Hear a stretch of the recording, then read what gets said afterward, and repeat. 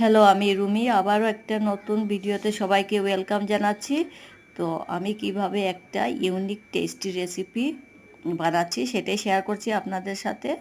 তো আজকে ব্রেকফাস্টে করে নিয়েছিলাম সুজি, আটা, চিনি পরিমাণ মতো দিয়ে একটা ব্যাটার রেডি করে নিয়েছি। তার মধ্যে অল্প মৌরি দিয়েছিলাম, দিয়ে ভালো করে ব্যাটারটা রেডি করে তাওয়াতে দিয়ে দিলাম 2 স্পুন অয়েল, দিয়ে ভালো করে স্প্রেড করে গরম করে নিলাম। তারপর আমি রাউন্ড শেপ করে ব্যাটারটা দিয়ে দিচ্ছি। এখন লো ফ্লেমে রেখে আমি সাইড চেঞ্জ করে ভেজে নেব। এইটা আমার মার কাছ থেকে শেখা খুব টেস্টি একটা রেসিপি।